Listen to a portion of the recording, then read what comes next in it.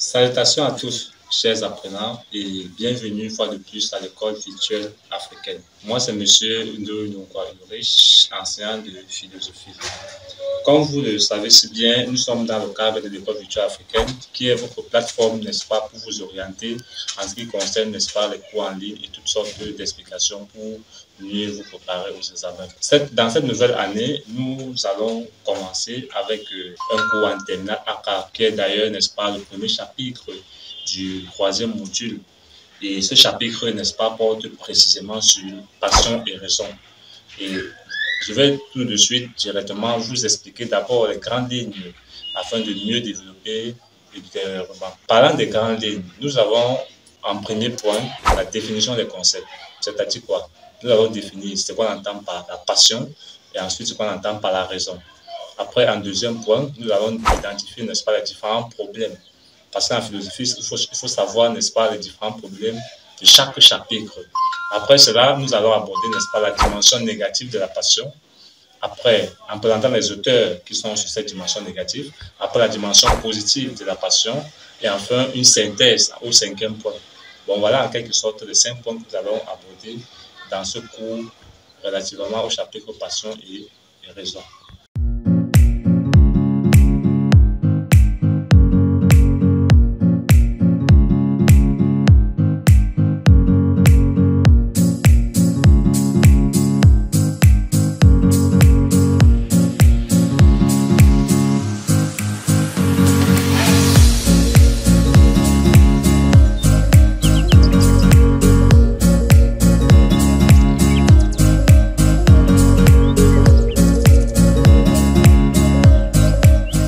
Bien, après cette brève présentation, nous allons directement entrer dans le but du sujet en identifiant directement ce qui est au tableau. Comme c'est mentionné, nous percevons au tableau le plan du cours. Au premier point, nous avons la définition des concepts. Lorsqu'on parle de la définition des concepts, il s'agit des concepts, n'est-ce pas, du chapitre, la passion et la raison. Ici, nous allons vous donner des définitions simples afin de mieux cerner même la notion. Lorsqu'on parle de la passion est d'abord un désir, mais un désir ardent, un désir exagéré, un désir qui s'est transformé et qui devient, n'est-ce pas, sous forme de l'obsession. Bon, lorsqu'on parle de la passion, c'est tout simplement un attachement profond, intensif vis-à-vis d'un objet ou de quelque chose. Et la passion implique l'obsession, parce qu'on est exacerbé, on est attaché profondément à quelque chose. Et concernant le mot raison, la raison est tout simplement cette faculté que nous avons de pouvoir distinguer le bien du mal. Et toute personne est dotée de raison, c'est-à-dire un guide qui nous permet de distinguer le bien du mal. Bon, voilà ce qu'on peut retenir sur les deux définitions. Parlons maintenant du problème ou des problèmes. Lorsqu'on interroge sur ces chapitres passion et raison, il y a plusieurs problèmes qu'on peut aborder. Soit le problème de la valeur de la passion. Est-ce que la passion est positive? Est-ce qu'elle est négative? Soit le problème, n'est-ce pas, du rapport entre la passion et la raison. Voilà les deux problèmes, n'est-ce pas, de manière générale, à titre de rappel, de précision. C'est-à-dire valeur de la passion ou rapport entre la passion et la raison. Maintenant, comme à chaque problème, il y a toujours des thèses, parce que la philosophie, c'est une confrontation des thèses. La première dimension, on va commencer par la dimension négative, parce que en philosophie, on commence généralement par l'approche, n'est-ce pas, négative, c'est-à-dire par l'approche, n'est-ce pas, profane. Ici, sur la dimension négative, on peut tout simplement dire que les passions est un obstacle à la liberté. Obstacle pourquoi? Parce que les passions rendent l'homme aveugle. L'homme perd sa liberté parce qu'il est attaché à sa passion. Il n'agit plus par lui-même. Il agit, n'est-ce pas, par sa force de sa passion. Il devient donc esclave de sa passion. C'est pourquoi on dit donc que la passion, n'est-ce pas, est un obstacle à la liberté, aussi un obstacle à la raison. L'homme passionné n'est plus rationnel. Il n'agit plus, n'est-ce pas, de manière rationnelle. Et voilà pourquoi donc, à titre d'auteur, nous avons Emmanuel Kant, qui dit que la passion est une maladie de l'âme. Et par les maladies de l'âme, on voit donc une obsession. Le passionné, n'est-ce pas, est un aliéné, n'est plus libre. On peut également dire, n'est-ce pas, que la passion porte préjudice aussi à la moralité. Moralité dans quel sens? Lorsqu'on est passionné, on pose des actes généralement immoraux. C'est-à-dire des actes qui vont à l'encontre, n'est-ce pas, de la moralité. Prends par exemple le cas, n'est-ce pas, des terroristes qui posent des actes, n'est-ce pas, au quotidien, des actes inhumains parce qu'ils sont passionnés.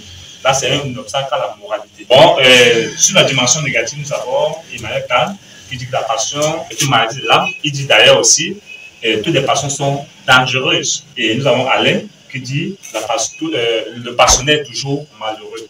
Le passionné est toujours malheureux. Bon, tout cela implique que la passion, n'est-ce pas, est un obstacle au bonheur de l'homme. Là, c'est sur la dimension négative. Maintenant, à titre, n'est-ce pas, de remise en question ou alors de dépassement, nous avons la dimension positive. Dans la dimension positive, on retient ici là, le côté positif de la passion. En quoi la passion est un facteur d'épanouissement. De un, la passion est facteur d'épanouissement dans la mesure qu'elle favorise la détermination. Elle favorise, n'est-ce pas, le progrès. Lorsqu'on est passionné, n'est-ce pas, on est animé d'une force qui nous pousse à l'action. Du coup, on parvient à réaliser des grandes œuvres.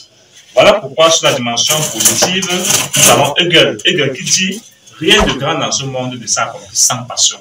Bon, on comprend donc que c'est la passion qui est à la base, n'est-ce pas, de toutes les grandes réalisations. On ne peut rien comprendre sans la passion. D'ailleurs, la passion aussi, du côté positif, donne un sens à la vie. Un sens pourquoi? Parce que quand on est passionné, on est motivé.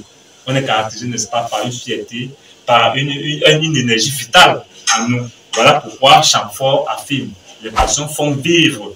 Bon, celui qui est passionné, n'est-ce pas, il a en lui un désir ardent de vivre. Bon, voilà ce qu'on peut retenir sur les deux dimensions. Dimension négative comme facteur d'aliénation et dimension positive comme facteur d'épanouissement.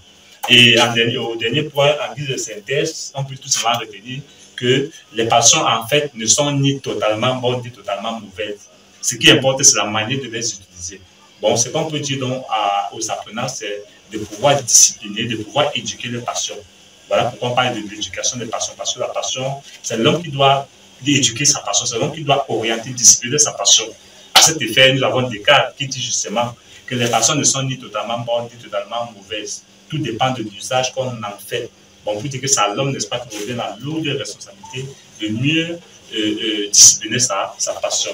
Bon, voilà un aperçu sur le cours, n'est-ce pas, qu'on peut retenir sur la notion de passion et raison. Merci bien et bonne écoute. Et on peut dire simplement aux prochaines vidéos. Je vous remercie.